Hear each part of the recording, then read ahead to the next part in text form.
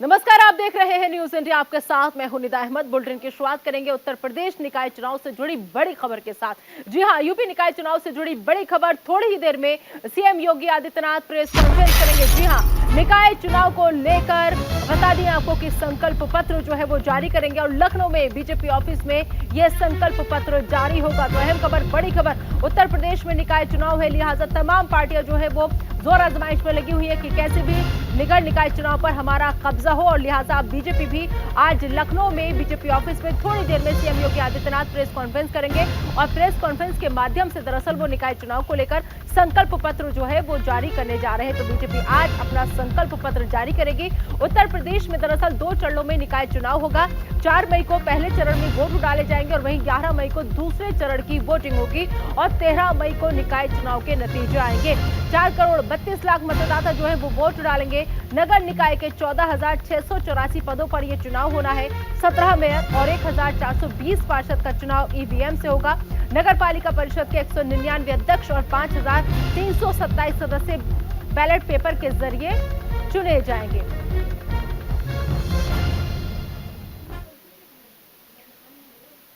और इस खबर पर ज्यादा बातचीत के लिए आइए सीधा रुख करेंगे लखनऊ का, जहां से हमारे सहयोगी शेखर इस वक्त हमारे साथ जुड़ चुके हैं। शेखर, थोड़ी देर में CM Yogi Adityanath press conference करने वाले हैं और कहा यह जा रहा है कि संकल्प पत्र जो है वो जारी होगा आज बीजेपी का। क्या कुछ खास हो सकता है बीजेपी के इस संकल्प पत्र में? देखिए, ऐसा है कि अभी जो सूचना आई है उसके मुताबिक जो मुख्यमंत्री का कार्यक्रम था संकल्प पत्र को जारी करने वाला, उसको फिलहाल रद्द किया गया है किन्हीं कारणों से। और मुख्यमंत्री का जो बाकी का कार्यक्रम है वो अपनी तरह से आगे बढ़ता रहेगा। अब से थोड़ी देर के बाद जो प्रदेश अध्यक्ष हैं भूपेंद्र सिंह चौधरी, उनके साथ में लखनऊ मेयर पद के जो प्रत्याशी हैं वो आलवासिया बिल्डिंग में एक बड़ी मीटिंग करने वाली हैं, रथ वगैरह निकलेगा। तो प्रचार का अभियान लगातार उसी तरीके से बढ़ता रहेगा। लेकिन जो संकल्प जो पत्र अहम की खबर बात, आप यहाँ पर साझा कर रहे हैं कि सीएम योगी आदित्यनाथ का जो संकल्प पत्र का कार्यक्रम था उसको रद्द कर दिया गया है। तो क्या मतलब योगी आदित्यनाथ को हाथों ये थोड़ी देर में जारी होना था संकल्प पत्र, तो सीएम योगी के हाथों नहीं होगा या फिर संकल्प पत्र ही जारी नहीं होगा? खबर क्या है?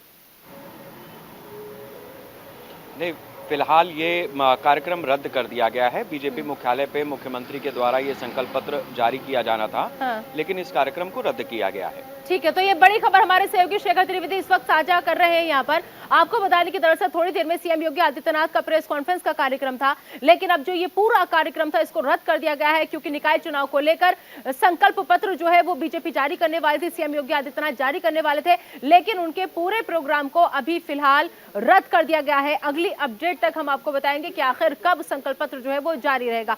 और इधर एक और अहम खबर आप तक पहुंचा दी कि उत्तर प्रदेश में जनसभा को संबोधित करेंगे सीएम योगी आदित्यनाथ।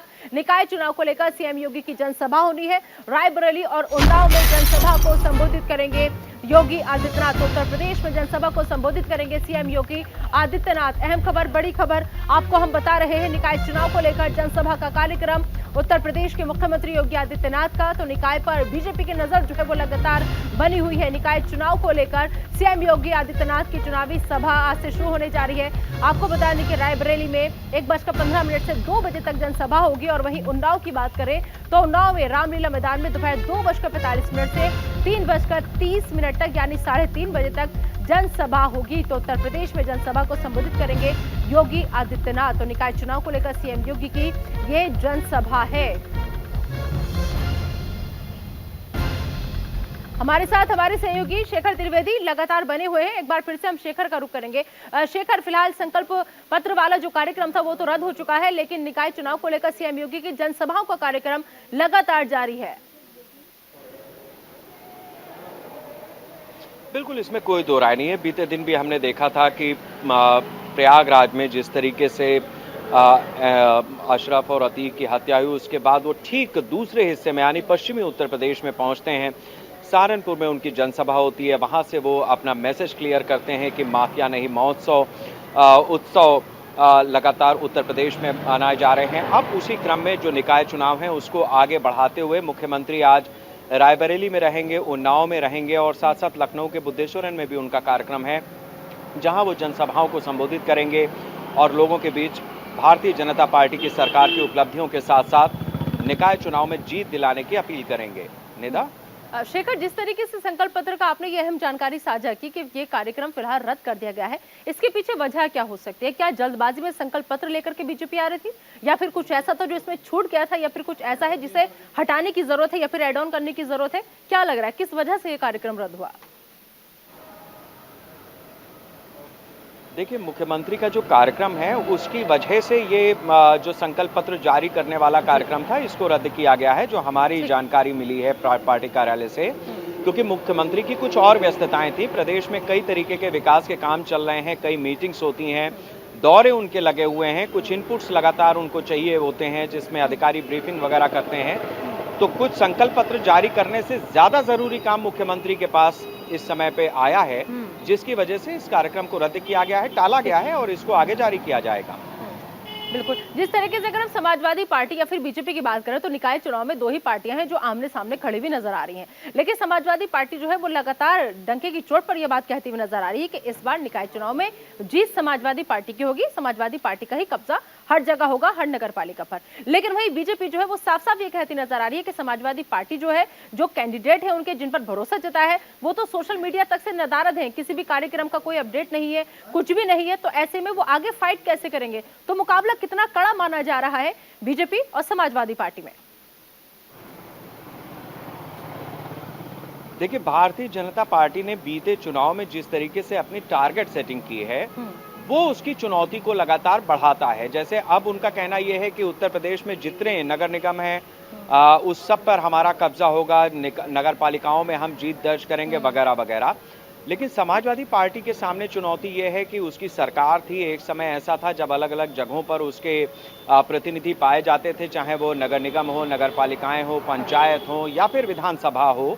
खुद अखिलेश यादव मुख्यमंत्री थे। तो ऐसे में जब आप सत्ता में नहीं है और वापस आपको अपनी जड़ें जमानी है तो उन चीज़ों में वक्त लगता है और उस चीज़ का विधिवत एक प्रचार अभियान भी होता है। उस दिशा में समाजवादी पार्टी आगे बढ़ रही है। वो कोशिश कर रही है कि किस तरीके से हम इस चुनावी जीत को सिद्ध कर पाएं, किस तरीके से हम अपनी कैंपेन को आगे बढ़ा पाएं। दूसरी तरफ बीजेपी ये कहती है कि हमारी टक्कर में कोई है ही नहीं, इसलिए जो लकीर हमने पिछली बार खींची थी उससे कहीं ज्यादा बड़ी लकीर इस बार हम खुद ही खींचेंगे और अपना पैरामीटर वो खुद ही सेट करने की बात करती हैं। ठीक है, बिल्कुल। चलिए शेखर, बहुत बहुत शुक्रिया इस तमाम जानकारी के लिए आपका।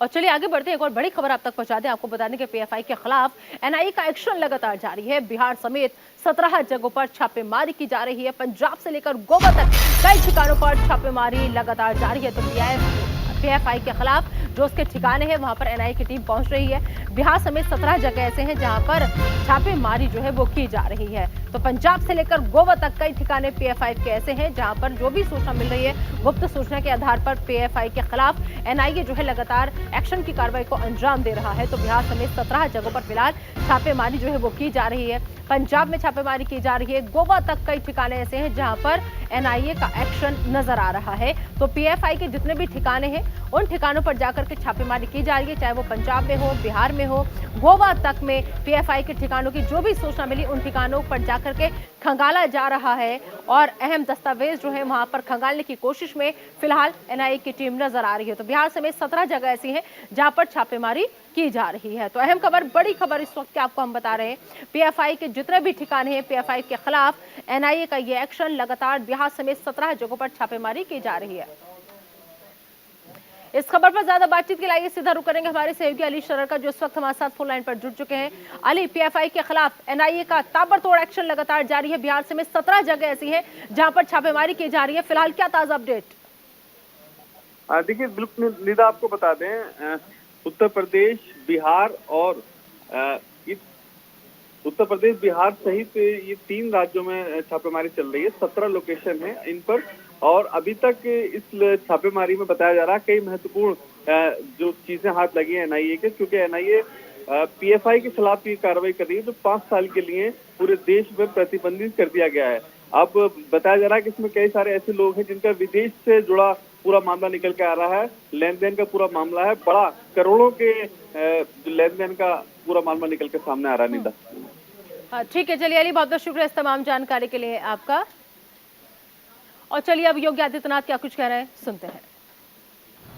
के दौरान और उसके उपरांत भी देश की आज़ादी के लिए हुए विभिन्न आंदोलनों में उन्होंने बढ़ चढ़ करके भाग लिया। प्रयागराज या उत्तर प्रदेश के विकास के लिए उनका विजन बहुत स्पष्ट था। अनेक महत्वपूर्ण दायित्वों का निर्वहन करने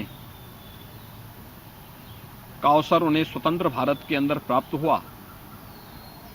उत्तर प्रदेश के मुख्यमंत्री के रूप में उत्तर प्रदेश और देश की सेवा के लिए वे सदैव स्मरण किए जाएंगे। मैं आज के इस अवसर पर एक बार उनकी स्मृतियों को नमन करते हुए प्रदेश सरकार और प्रदेशवासियों की ओर से स्वर्गीय हेमवती नंदन बहुगुणा जी को विनम्र श्रद्धांजलि अर्पित करता हूं।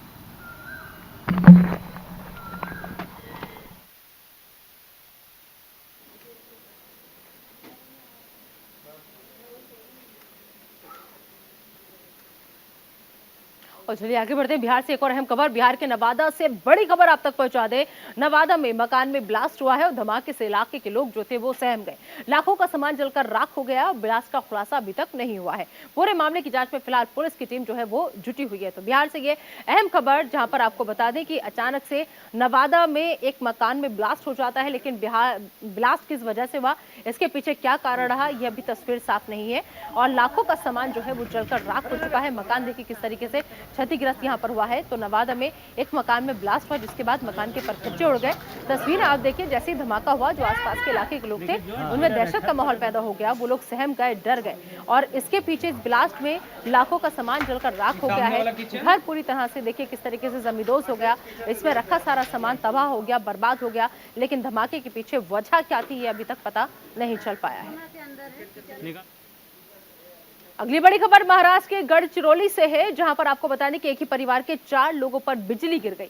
बिजली गिरने से चारों की मौके पर ही मौत हो गई। तो अहम खबर, बड़ी खबर आप तक हम बता रहे हैं। महाराष्ट्र के गढ़चिरौली से ये बड़ी खबर सामने आई है, और जिसके तहत आपको बता दें कि दरअसल एक ही परिवार के 4 लोग ऐसे थे जिन पर बिजली कहर बनकर टूटी और बिजली गिरी इनके ऊपर, और बिजली गिरने से चारों की ही मौके पर मौत हो गई। तो एक ही परिवार के 4 सदस्यों की बिजली गिरने की वजह से मौत हो गई है। महाराष्ट्र के गढ़चिरौली से ये दुखद खबर सामने आई है, जहां पर एक ही परिवार के 4 लोगों पर बिजली गिर गई और चारों की मौके पर ही मौत हो गई। और अब बात पीएम मोदी की। पीएम मोदी के केरल दौरे का दूसरा दिन है आज, और केरल को वो वंदे भारत एक्सप्रेस की सौगात देने जा रहे हैं।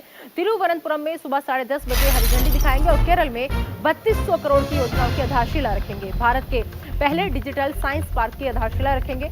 सिलवासा में 4850 करोड़ की परियोजनाओं की आधारशिला रखेंगे और शाम 6 बजे दमन में देवका सी फ्रंट का वो उद्घाटन करेंगे। तो पीएम मोदी का केरल दौरा है आज, और केरल में पहली वंदे भारत एक्सप्रेस ट्रेन को हरी झंडी दिखाएंगे। तिरुवनंतपुरम में 3200 करोड़ की परियोजनाओं की वो सौगात देंगे।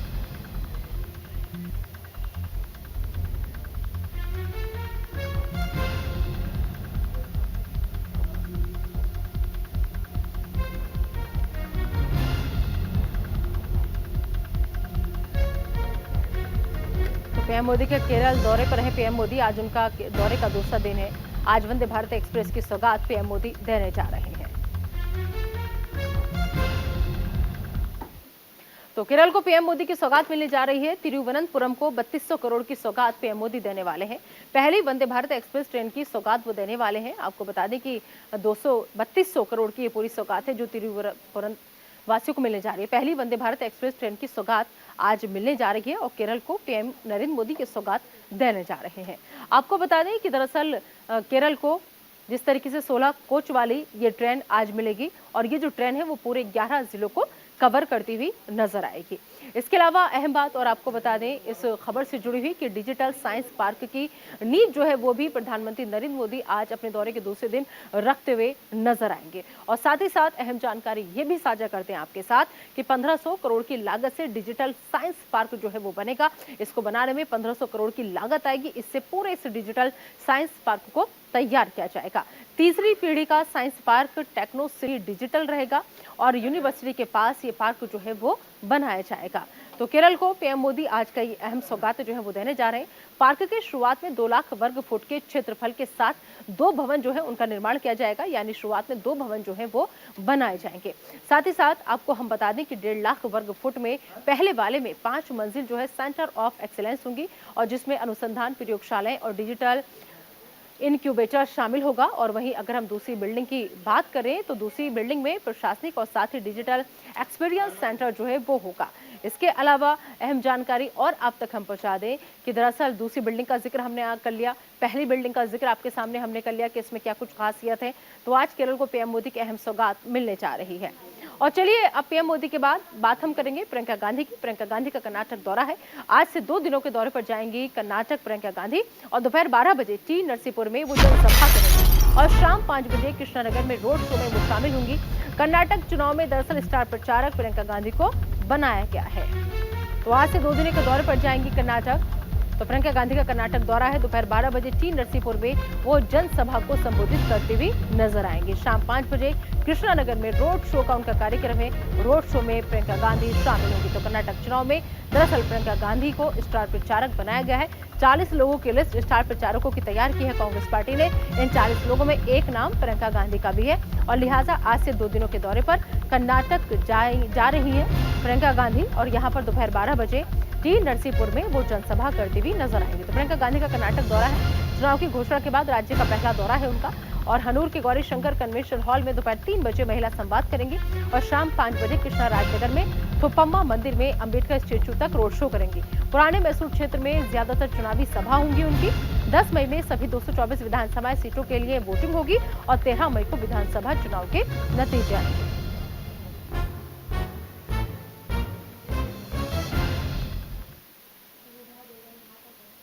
और चलिए आगे बढ़ते हैं, बात करेंगे राहुल गांधी की। राहुल गांधी ने कर्नाटक की जनता से 5 वादे किए हैं। जी हां, और इन वादों में हम आपको बता दें उन्होंने कहा कि हर परिवार को 200 यूनिट मुफ्त बिजली जो है वो मिलेगी। और इसके अलावा राहुल गांधी आगे वादा करते हुए को नजर आते हैं कि 2000 रुपये हर महीने महिलाओं को कांग्रेस पार्टी देगी अगर उनकी सरकार कर्नाटक में बनती है। तो आगे एक तीसरा वादा वो करते हुए नजर आते हैं कि हर ग्रेजुएट को 2 साल तक 3000 रुपये दिए जाएंगे। और इसके अलावा चौथा वादा राहुल गांधी का ये कि 1500 रुपये हर डिप्लोमा होल्डर को हमारी सरकार देगी। तो अगर हमारी सरकार बनती है तो 1500 रुपये हर डिप्लोमा होल्डर को हमारी सरकार देने का काम करेगी। इसके अलावा 5वां वादा उनका ये कि 10 किलो चावल हर महीने हर परिवार को सरकार बनते ही पहली मीटिंग में इन वादों को पूरा किया जाएगा। ये दावा किया जा रहा है राहुल गांधी की तरफ से कि अगर हमारी सरकार बन जाती है तो इन 5 वादों को तुरंत पूरा किया जाएगा। चलिए दिल्ली का रुख कर लेते हैं। दिल्ली से इस वक्त की बड़ी खबर आप तक पहुंचा देते हैं। जंतर मंतर पर पहलवानों के धरने का आज तीसरा दिन है। रेसलर के समर्थन में भूपेंद्र सिंह हुड्डा चले हैं और आज जंतर मंतर पर खिलाड़ियों से बातचीत करेंगे और खिलाड़ियों के साथ अन्याय हो रहा है ये कहना है भूपेंद्र हुड्डा का। तो पहलवानों का हल्ला बोल लगातार जारी है। जंतर मंतर पर पहलवानों के धरने का आज तीसरा दिन है। बता दें कि रेसलर के समर्थन में भूपेंद्र सिंह हुड्डा जो है वो आ चुके हैं और जो हरियाणा की राजनीति के लिए बहुत अच्छे से जाने जाते हैं और लिहाजा आज जंतर मंतर पर खिलाड़ियों के साथ वो मुलाकात करेंगे, उनसे बातचीत करेंगे और ऐसे में ये कहते हुए नजर आए कि खिलाड़ियों के साथ अन्याय हो रहा है। तो दरअसल ये वही खिलाड़ी हैं जिन्होंने जब पिछली बार ये लोग आए थे जंतर मंतर पर तो तमाम राजनीतिक दलों से, राजनेताओं से उन्होंने कहा था कि हमारे मंच से दूर रहे, ये कोई राजनीतिक मंच नहीं है। लेकिन इस बार ये खिलाड़ी इतना परेशान हो चुके हैं कि चाहते हैं कि हर कोई इनके पास आए, बातचीत करें, इनका साथ दे। लिहाजा इन्होंने खुला आमंत्रण दिया है सबको कि तमाम राजनीतिक पार्टियां जो है और राजनेता जो है वो आ सकते हैं और हमारे साथ हमारी आवाज में आवाज मिला सकते हैं। लिहाजा जिस तरीके से ये लोग लगातार जंतर मंतर पर बैठे हुए हैं और आज तीसरा दिन है इनका।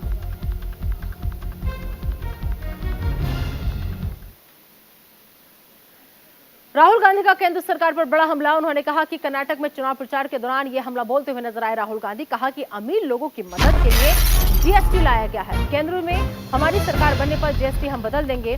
कर्नाटक में बिना 40% कमीशन के कोई काम नहीं होता। देश के उद्योग पूंजीपतियों को सौंप रही है बीजेपी। कर्नाटक में कांग्रेस जीतेगी और 150 से ज्यादा सीटें लेकर आएगी।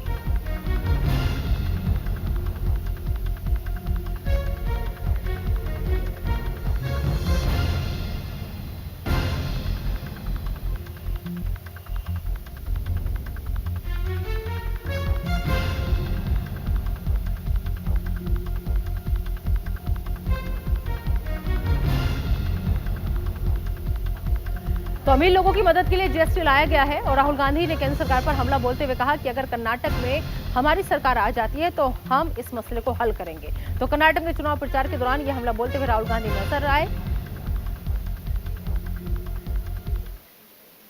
और अब बात गोवा के सीएम की करेंगे। गोवा के पणजी में सीएम प्रमोद सावंत ने अपना जन्मदिन मनाया और कहा कि मेरे जन्मदिन पर बीजेपी और गोवा सरकार ने मिलकर सेवा, सुशासन, जन कल्याण सेवा और अप स्किलिंग के बारे में 3 कार्यक्रम पूरे गोवा में आयोजन किए थे। और आज का विशेष कार्यक्रम जो आत्मनिर्भर भारत स्वयंपूर्ण गोवा का कार्यक्रम सालीगांव में था, उसमें मैं खुद स्वयंपूर्ण मित्र बनकर वहां के लोगों की समस्याएं जानी।